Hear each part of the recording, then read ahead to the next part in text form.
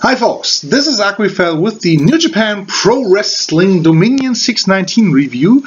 As I promised, I'll give you the review as soon as possible because somehow I messed it up a little bit. I thought it was to be held on this morning, Monday morning, and not on Sunday morning. So still a little bit confused at times with the time differences between Germany and Japan. So anyway, the first match was a dark match.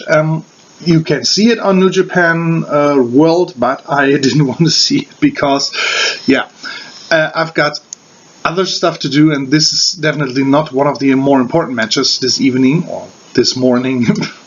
So it was Jay White's final match in New Japan before he leaves for his tour with Ring of Honor, a tradition that many young guys who train in New Japan or in Japan in general have to go through. Train in Japan, prove yourself, and then go to America, go to Mexico and learn other stuff. Learn to work with different styles. Haven't seen the match, as I said, was rather short, and Jay White lost in this six-man tag match. Anyway, the real show started with the six-man tag match between the Bullet Club and Captain New Japan, Togi Makabe, and Yoshitatsu. It's your standard run-of-the-mill six-man tag match that opens a New Japan show. If you see it or if you have watched it, it doesn't hurt you. If you haven't watched it, well, there is no reason to go out there and try to watch it no matter what, because it's standard stuff that gets the show going, shows some undercarders and a soon-to-be legend like Togi Makabe, and help the Bullet Club get another win in their scorebook. But the Bullet Club won, obviously, but the match itself, well, it was there, didn't hurt anybody, you didn't need to see it, so... Next one was the Chaos in Los Ingobernables de Japon match between Tomohiro Ishii and YOSHI-HASHI on the one side and BUSHI and SANADA on the other side. Again, rather short match. Your typical second undercard match on a New Japan show nowadays. Nothing great, but okay to watch. Chaos won. I thought the Los Ingobernables would win, but, well, it wasn't their day today. I'll give you that spoiler. Directly afterwards was the Hirooki Goto Evil match. And, this is where the action started to really pick up, because Hirooki Goto Evil, the last match, was quite nice. And this one, again, a short, crisp match that, was pretty fun to watch, that showed the show is about to pick up, and that, wasn't great by any means, but was pretty entertaining. And Hirooki Goto won, so the Los Ingobernables were 0-0. and 0-0. 0-2 this evening. So, as I said, not their best day. Then followed the IWGP Junior Heavyweight Tag Team Title 4-Way Elimination match between the Young Bucks, Sydal, Ricochet, Roppongi, Vice, and reDRagon. What I didn't like about this match was the stipulation that eliminations could occur by throwing your opponent over the top rope. Well, sounds like a battle royal to me, not like a real four-way elimination match, but anyway, I have heard that they do stuff like that in Japan and Mexico from time to time. I'm not a huge fan of it. Well, the first one to go were Roppongi Vice. They celebrated that they hit something nice, and the Young Bucks threw them right out of celebration into the locker room, so to speak. They were eliminated. Shortly afterwards, the Young Bucks were in trouble. reDRagon were really pounding on them. They lay on the apron, and Sydal and Ricochet decided, that's our chance. The Young Bucks pulled the rope down, and they threw reDRagon over it. They got a nice thank you from reDRagon afterwards, right after this, because they kicked the shit out of them. They weren't too happy to be eliminated. And yeah, as soon as reDRagon was eliminated, the match picked up a little bit, because at that point the elimination over the top rope was played out quite nicely, because you had lots of scenes where it was like, oh, he's gonna fall off, he could save himself. The thing is, being thrown over the top rope with a lot of guys for tag teams, it's chaotic and it can happen very quickly and is rather with two teams, there's the problem that, well, you have to think about every move you take, and yeah, in the end there was lots of drama between the Young Bucks and Sydal and Ricochet, and yeah, they did it pretty well. There wasn't tons of high flying, which with this kind of stipulation wouldn't make any sense whatsoever. The huge high flying moves, climbing on the top rope, I mean, come on, boop, and you're eliminated. So this was quite nice. Still, I was a little disappointed, mostly because of the stipulation, which hindered the match, at least in the beginning. Still, it wasn't as big as a disappointment as the four-way at Money in the Bank was, which, yeah, went everything else but, it was everything but not smooth. Lots of botches, and we didn't have that here, so good match, not as great as I had hoped. The IWGP Junior Heavyweight title match, if we're with the Junior Heavyweights, of course, Will Ospreay got his title shot by winning the Best of the Super Juniors tournament, recently, and Kushida still champion. Well, he's not the one who says, no, I don't want to face you.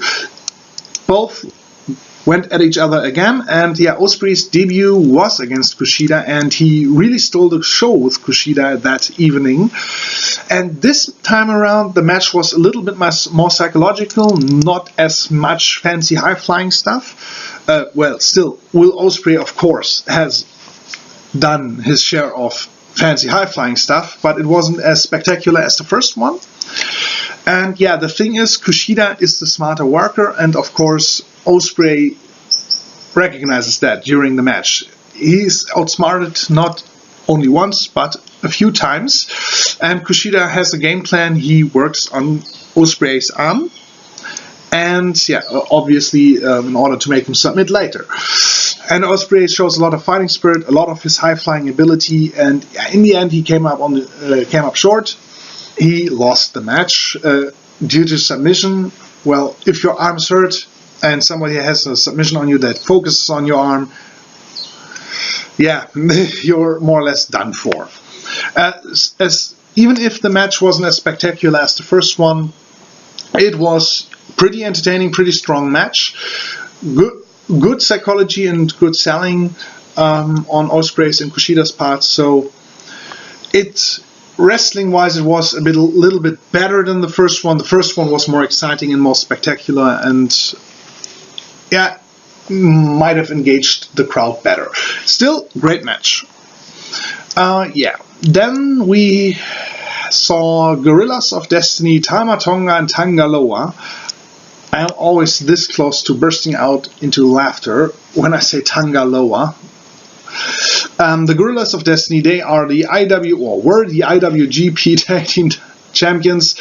They faced the Briscoes, and thank God the Briscoes won, because I've mentioned it earlier in other reviews. I'm not a big fan of the Guerrillas of Destiny because they're solid workers, but they're not good workers. And tag team champions should face teams and have good matches with them, otherwise the title loses meaning, and yeah, people don't get as riled up for these title matches. And with the Guerrillas of Destiny, it's too soon for them. If they work maybe 1 year or 1.5 years together as a team in New Japan, I think they definitely would be ready to be tag champs and work great matches, but right now it's not the time, and the Briscoes are seasoned veterans, and yeah, they really beat the shit out of the Guerrillas of Destiny a lot of the match. So with the Briscoes, it's a good choice,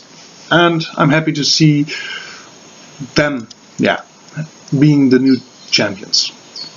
The match itself, it showed that the Briscoes are a good choice, because the Briscoes managed to have a good match, not a great match, but a good match with the Guerrillas of Destiny, and that speaks for itself. Well, then we had the never open weight title match between Katsuyori Shibata and champion Yuji Nagata, who has won the title back at Wrestling Dontaku in May. And yeah, the first match between those two was good.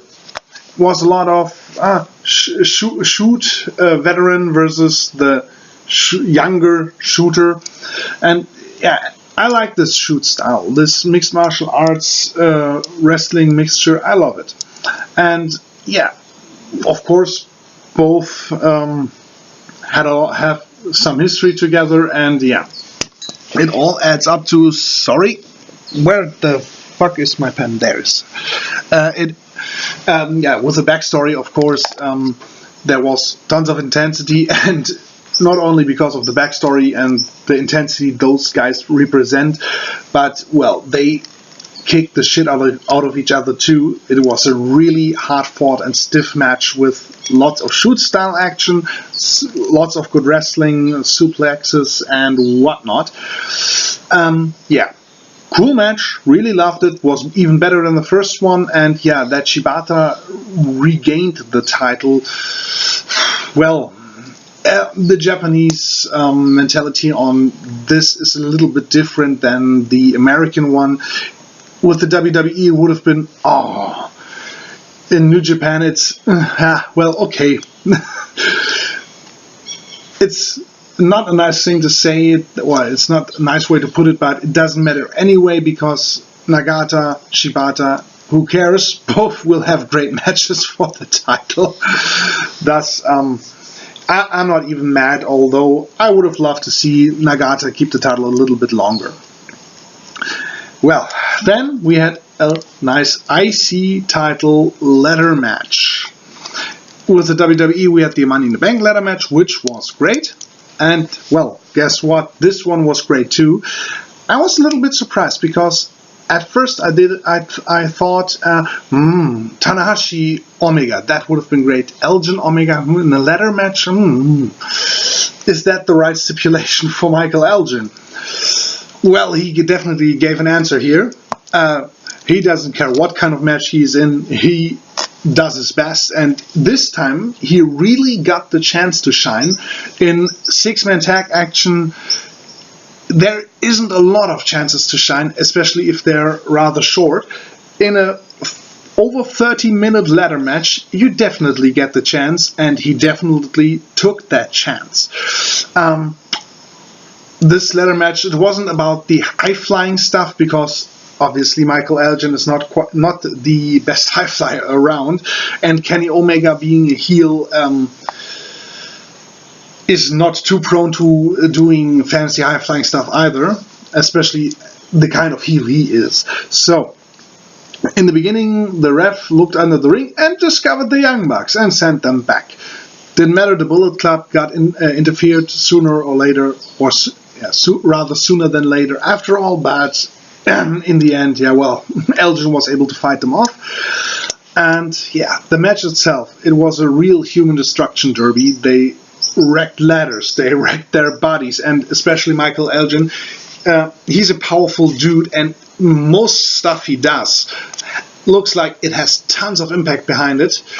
And Kenny Omega, yeah, and ladders got to feel that impact. Brutal ladder match, not in terms of blood or stuff like that, but yeah, a lot of ladders weren't really usable afterwards. The one spot where Kenny Omega, there was a crooked ladder, and so and so, and he wants to climb it, and fuck it, throws the thing away because it's totally unusable. Tons of hard spots and good drama, and yeah, of course, the first New Japan ladder match I've seen, and yeah, definitely not one of the best ladder matches I've seen. WWE still has a little bit more flair and drama with it because of the experience they have with these kinds of matches, but still, awesome match. A little bit spotty, but yeah, it's a ladder match, and most of them are spotty nowadays. Well, the final match was the IWGP Heavyweight title match between Kazuchika Okada and Tetsuya Naito, who defeated Okada last time. And I've mentioned it. It wasn't the best day for the Los Ingobernables de Japon because Okada won his title straight back. I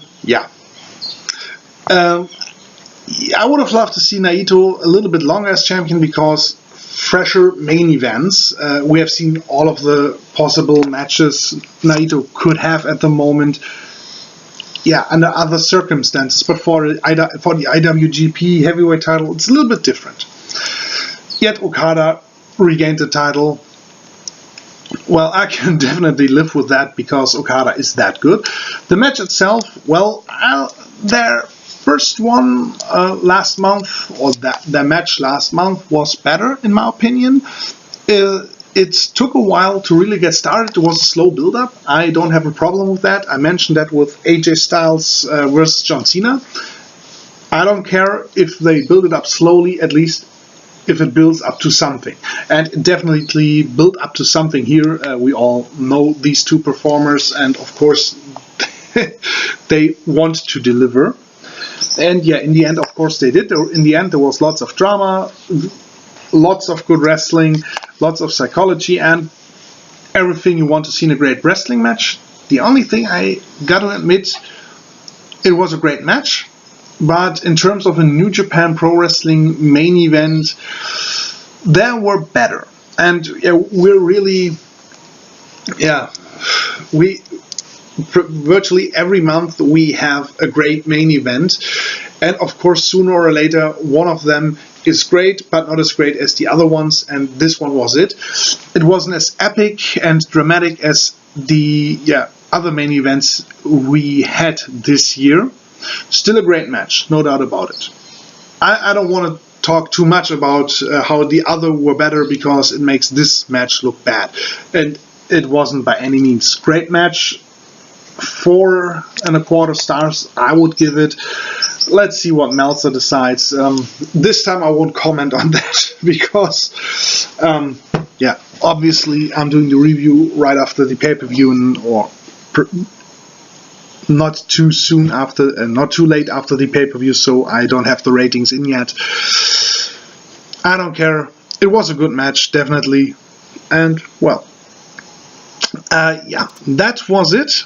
And hopefully you enjoyed the pay-per-view, and if you have seen it or at least enjoyed my review and want to see the pay-per-view now, because it definitely was a good show with lots of great matches on it, and no real stinkers. So go watch it. It is definitely worth it. And hopefully you'll tune in next time for possibly a preview for the World Cruiserweight Classic. We'll see what comes next. So long.